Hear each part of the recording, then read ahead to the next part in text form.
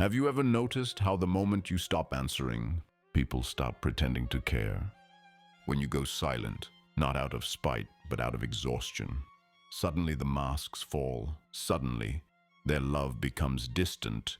Their words turn sharp, their tone defensive. You didn't yell, you didn't accuse, you didn't start a war. You simply stopped being available. And the moment you did, everything changed. The one who used to be overlooked became the one they feared. Carl Jung once said, "What you resist persists, and what you withdraw from dissolves." So what happens when the one they always controlled becomes the one they can no longer reach? What happens when the quiet one walks away? They didn't notice the first signs, the slower replies, the unread messages, the pauses that lasted longer than they used to. You were always quick to reassure, always ready to help, always available. That was your identity, or at least the mask you were taught to wear. But something inside you was breaking, not loudly, not with tears, quietly, like a glass cracking beneath the surface.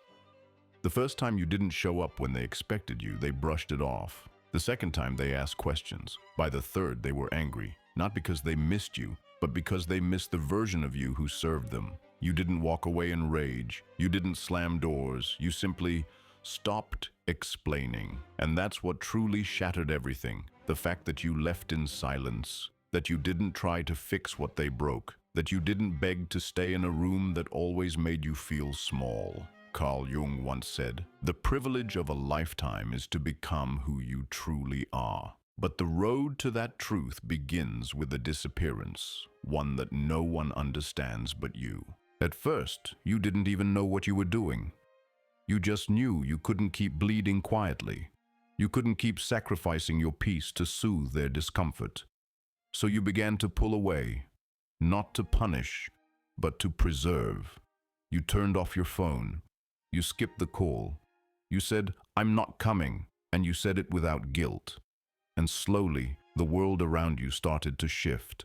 The people who once praised your kindness began to call you cold. Those who said you're always there for me grew hostile when you weren't.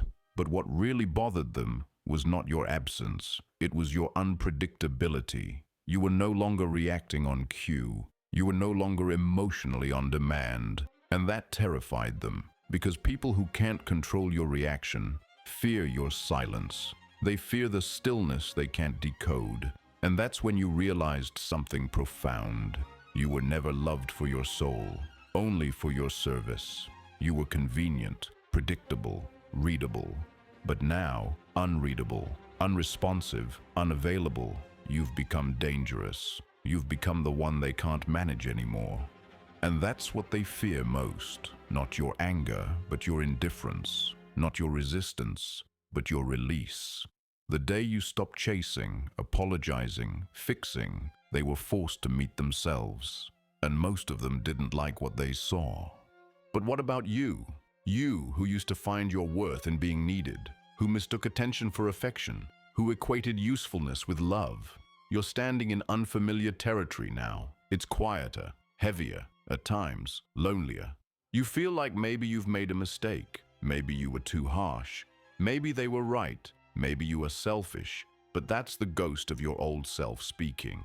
The self that lived off of emotional scraps, that feared being misunderstood more than being unhappy. Now, as you sit in the discomfort of your own transformation, something new begins to emerge. A kind of stillness you've never known. A kind of clarity that doesn't shout. It watches, observes, waits. And in that stillness, you hear a voice that had been silenced for years. Your own. It doesn't ask to be liked. It doesn't beg to be kept. It simply says, "I exist," with or without them. And in that moment, for the first time, you belong to yourself. You're not cruel. You're complete. And they don't know what to do with someone who no longer needs their validation. The one who walks away without burning the bridge, but also without turning back, is the one they fear most. Not because you're angry, but because you've outgrown the need to prove anything at all. In the next section, we'll explore what happens inside you after the disappearance. The internal war, The loneliness, the guilt, the echo of old patterns trying to pull you back. You'll see why the pain that follows isn't weakness, it's rebirth. And why sitting in that pain, without reaching for rescue, is how you begin to reclaim the most powerful thing they took from you, your inner authority. At first, the silence feels like peace, the kind of peace you begged for while surrounded by noise. Finally, you don't have to explain yourself. Finally, no more forced empathy. No more scanning conversations to find the right version of yourself to offer. It feels like rest until it doesn't, because right beneath that stillness, something else rises. Doubt, guilt, grief. Not grief for them, grief for the role you played. The version of you who spent years being strong, understanding, mature.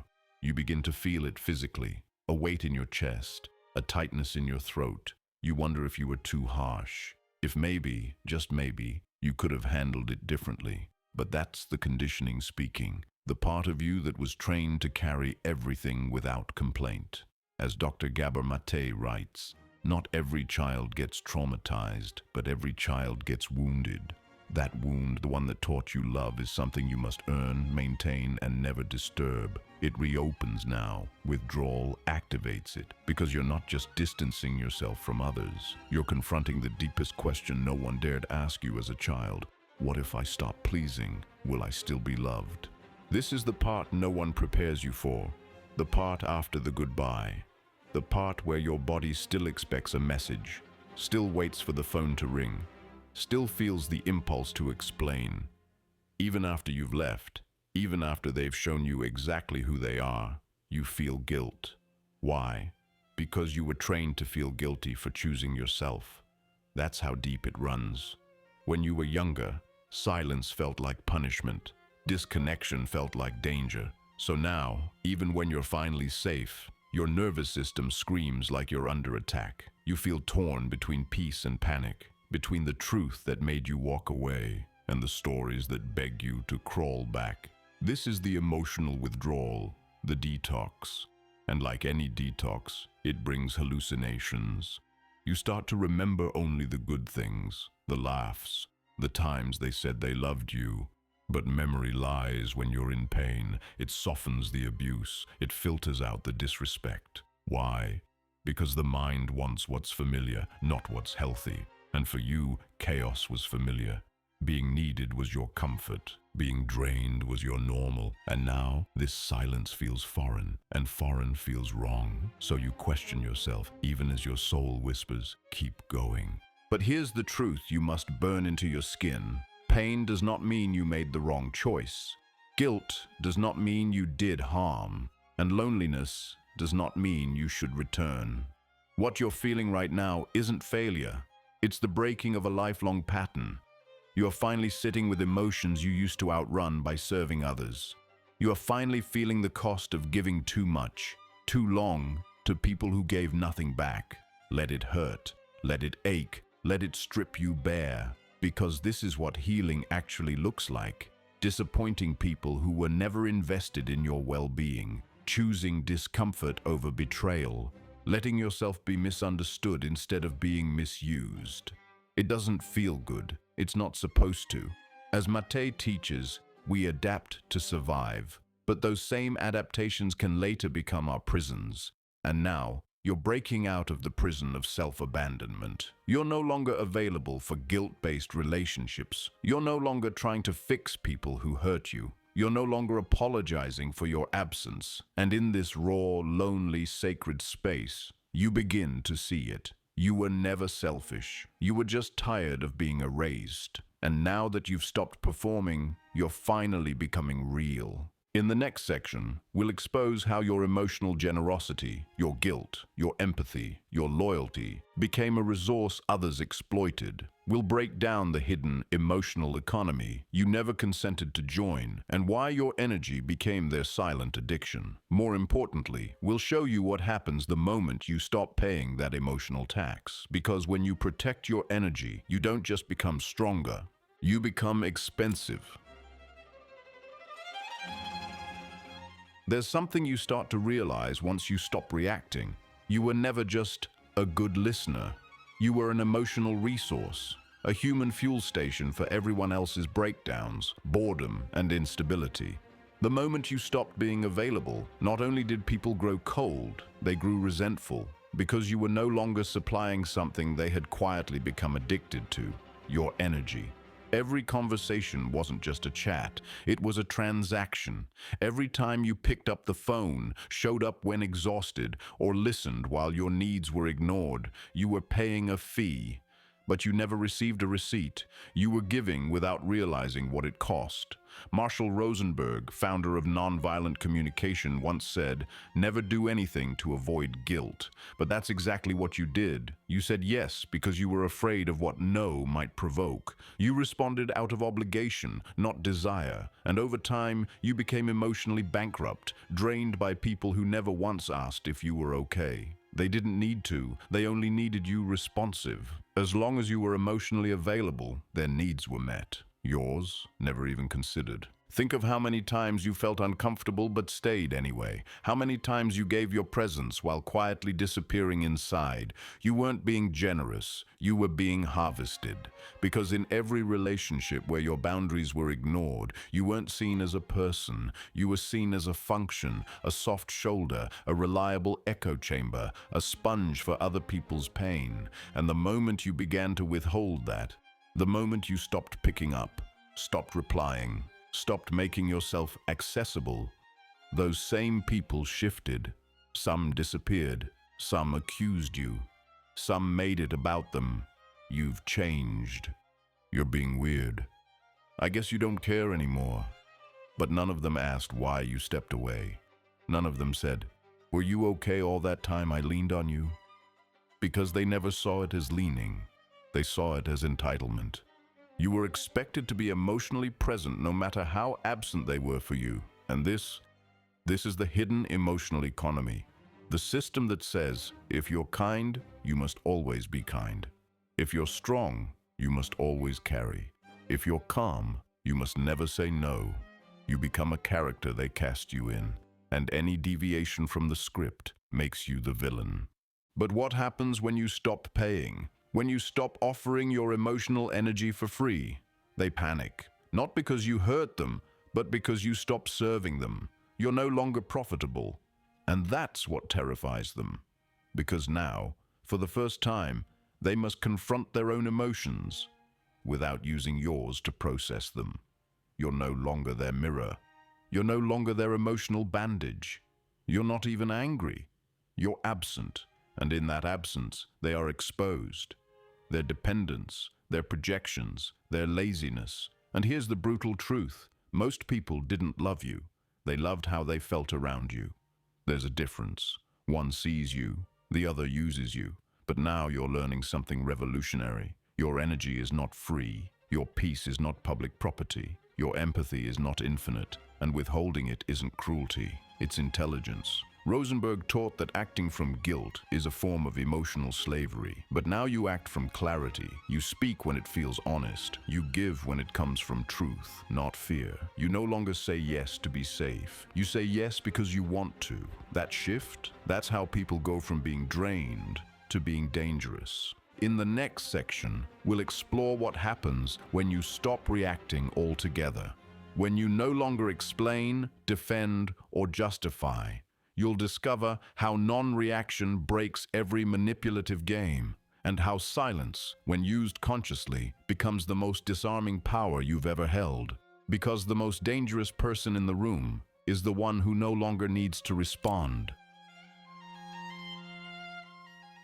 There's a moment, after the guilt fades, after the silence settles, when you realize something profound. You no longer owe anyone a reaction, not a reply, not an explanation, not a defense. The game collapses the second you refuse to play. And this isn't passive aggression. It's not manipulation. It's clarity. You've spent your entire life explaining yourself, softening your truth, proving your goodness. Why? Because somewhere along the line you were taught that silence was dangerous, that not responding made you the problem. But now in your stillness you realize the pressure to explain was never about peace. It was about control. The moment you stop reacting, they lose access to the buttons they used to push. You used to respond to guilt. You used to explain yourself to avoid being misunderstood.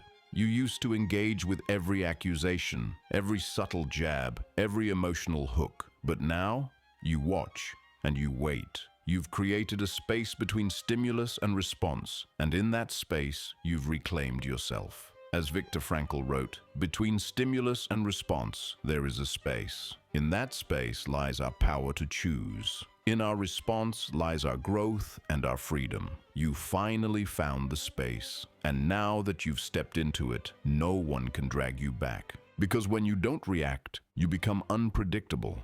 And unpredictability terrifies people who depend on your patterns, the ones who could always count on your nervous laugh, your immediate reply, your quick apology. Those days are over. Your silence now speaks louder than all the justifications you used to give. You've realized that most people don't want resolution. They want dominance. They don't want truth. They want compliance. And when you stop responding, they have to face something they've avoided for years, themselves. Your silence holds up a mirror, a reflection they can't escape. And this is what makes non-reaction so powerful. You're not punishing them. You're removing yourself as their emotional crutch. And in doing so, you reveal the instability they've buried beneath their noise. Suddenly, they're yelling into an empty room. Suddenly, their accusations echo back unanswered. Suddenly, their manipulation dissolves because the fuel is gone. You, the one who used to explain everything, defend everything, soften every truth.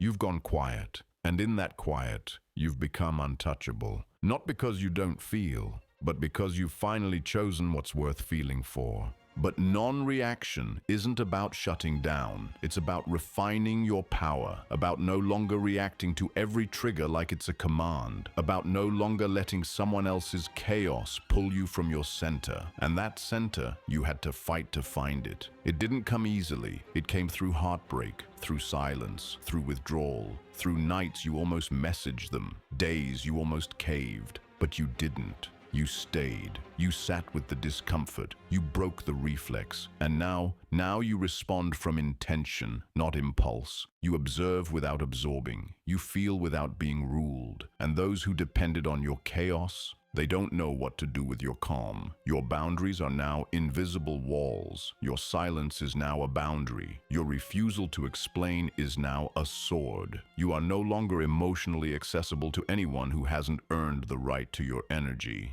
And that right, it's expensive now. They call you cold. They call you arrogant. But you know the truth.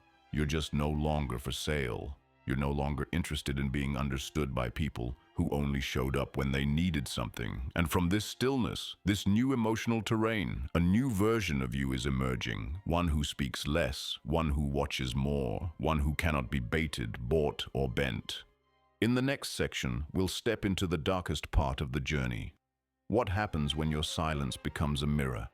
When your lack of reaction doesn't just disturb people, it exposes them. You'll see how your emotional withdrawal doesn't only free you, it forces others to confront the very shadows they've spent years projecting onto you. Because the person who no longer reacts becomes the one who reveals.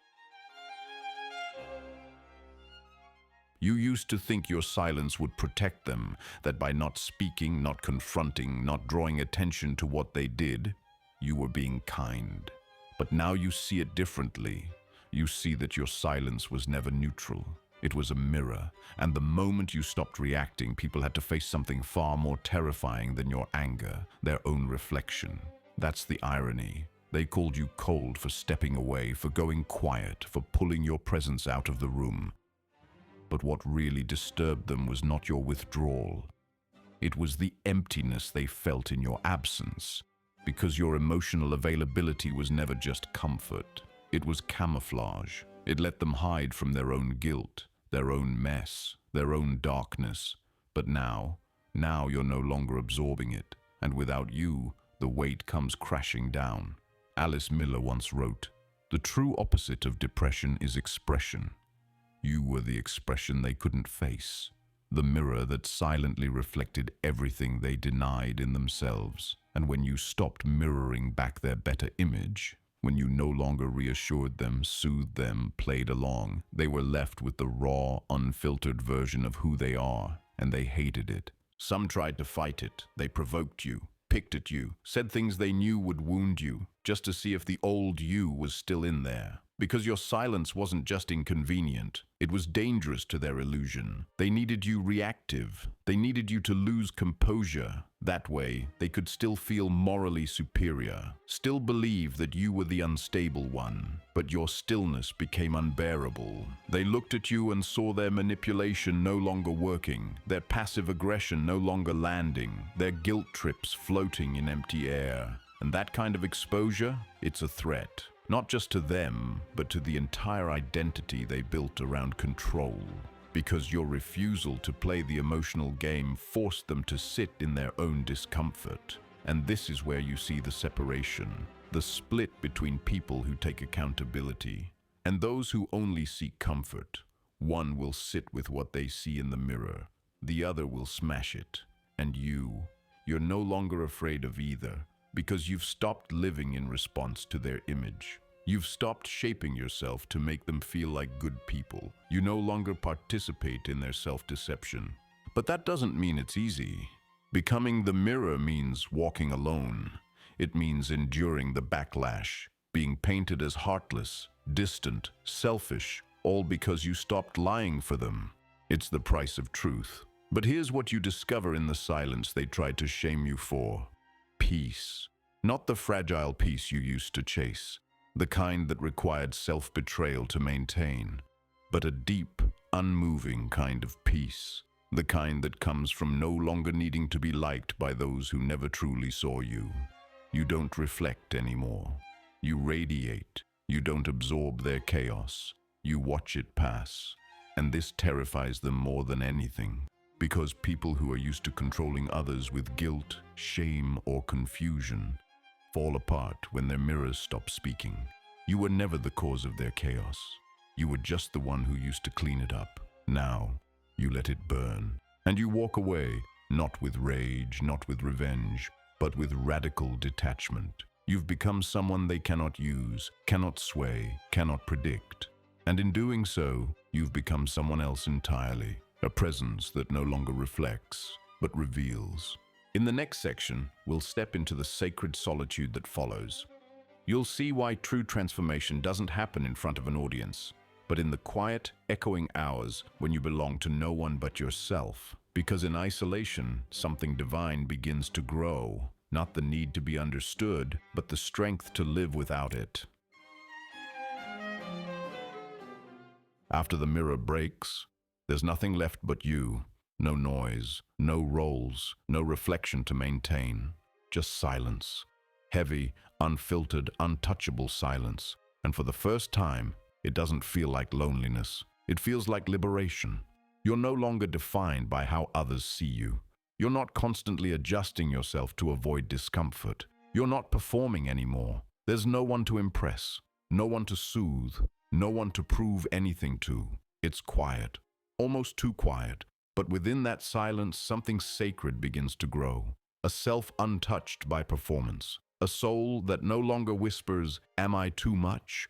A body that no longer flinches when it says no. This isolation isn't punishment, it's passage. You've walked through fire, torn down the old scaffolding, and now you're standing in the rubble, raw, real, and unafraid. And it's here, in this space of absolute solitude, that you start to understand the words of Erich Fromm. To be able to be alone is the condition for the ability to love. Because now that you're no longer dependent on connection, your love for yourself and for others can finally be real. You begin to notice things others never slowed down enough to see. The way your breath moves in the early morning, the way your energy shifts when you say no without guilt, the peace in your chest after a full day without justifying your existence. You're not proving anything to anyone anymore. There's no more craving for someone to validate your pain, no more hoping they'll finally understand. That need has been burned out of you, not by hate, but by clarity. You now understand that healing isn't about finding people who treat you better. It's about becoming someone who no longer settles for being treated worse. And that kind of transformation requires isolation. Not physical isolation necessarily, but energetic detachment. A space where no one else's noise can drown out your knowing. You stop posting for attention. You stop explaining your boundaries. You stop entertaining the people who once felt magnetic, but now feel draining. You stop everything that was once done from lack, from fear, from the belief that being chosen equals being loved. Now, you choose yourself without applause, without permission, without shame. And yes, it's quiet here, sometimes unbearably so. But it's also clean, peaceful, spacious. No more emotional transactions. No more holding your breath waiting for someone to choose you. You've chosen you, fully, completely. And with that choice comes a new rhythm, slower, deeper, more sovereign. You walk into rooms without explaining your silence. You leave situations without overthinking your exit. You're no longer addicted to being misunderstood, because you finally realize being understood was never the goal, being whole was. Sacred isolation strips away everything you thought you needed and shows you what you were always made of. You no longer chase, you no longer beg, you don't retaliate, you don't plead, you just disappear from the spaces where your soul was being starved. And in doing so, you become rare, not mysterious, not dramatic, just unreachable to the people who once consumed you so easily. You've become the kind of presence that doesn't compete, doesn't explain, doesn't return, not out of bitterness, but out of deep, divine self-possession. You are no longer in exile, you are in protection. And from here, you begin to rebuild. In the final section, we'll witness the return, not to them, but to yourself. You'll see how sacred isolation leads to inner rebirth, and why the person you're becoming is not someone they'll recognize, but someone they'll never forget. Because the one who walks away in silence returns as someone they can never touch again. You don't come back the same. You don't return softer. You don't return explainable. You return quieter, sharper, slower, with eyes that don't search anymore, with a voice that doesn't rush to fill silence. You carry something now, something rare, something unspoken. It's not anger, it's not bitterness, it's sovereignty, a deep, grounded selfhood that doesn't bend to noise or validation. You don't chase peace anymore. You are the peace. And that terrifies them, because they remember the version of you who bent, who begged, who tried to be understood. But this version, you're not asking to be seen. You're not waiting to be received. You're not offering your softness as a test of their worth. You've reclaimed the parts of you they thought they owned, and you don't deliver monologues when you walk into a room now. You deliver silence, presence, absence of need. And that absence, it's the loudest thing in the room, because people can feel when someone has nothing left to prove, nothing left to chase, nothing left to give that hasn't been earned. And suddenly, they remember they lost you. Not because you vanished, but because they assumed you'd always return. But this version of you doesn't return to be reclaimed. You return to observe, to choose, to discern. You sit at the edge of conversations that once pulled you in, and you don't feel the urge to participate. You watch the same patterns that once triggered you, and you remain unmoved. You hear the familiar tone of manipulation, and you don't flinch, because now you see it clearly. None of it was personal. Their treatment of you had nothing to do with your worth, only their limits. Their reactions weren't truth. They were defense, projection, emotional immaturity masquerading as strength. And now that you've stepped out of the storm, you see the architecture of it all, the cycle, the scripts, the roles you used to play, and you no longer fit, not because you've become arrogant, but because you've become awake. As James Hollis writes, the goal of life is not happiness. The goal is meaning, and meaning always demands growth, discomfort, and loss. And you've lived the loss, you've endured the discomfort, and now meaning has taken root in you, quiet, unshakable. You no longer live to be liked, you live to be aligned. So now, when they look at you, they don't recognize what they see, they feel it, but they can't name it. It's not revenge. It's not drama. It's the soft, cold glow of someone who cannot be accessed without intention. You don't react. You don't explain. You don't perform. You don't apologize for your solitude. You wear it like armor. You walk like someone who remembers who they are, like someone who isn't afraid to lose people who were never truly with them. Your standards are quiet now, but brutal. You don't demand better. You simply vanish when better isn't present. You don't argue with disrespect. You let your absence become the consequence. You don't lecture people on how to treat you. You just stop offering your presence as a reward for their bare minimum. You've become unreachable, not because you built walls, but because you grew roots. And people who are rooted in themselves don't beg to be watered by anyone. You are no longer reactive, you are reflective, and the world will feel the loss of the version of you they once had easy access to. But that version is gone, not hidden, not suppressed, gone. And the one who walked away quietly returns as someone they will never hold again.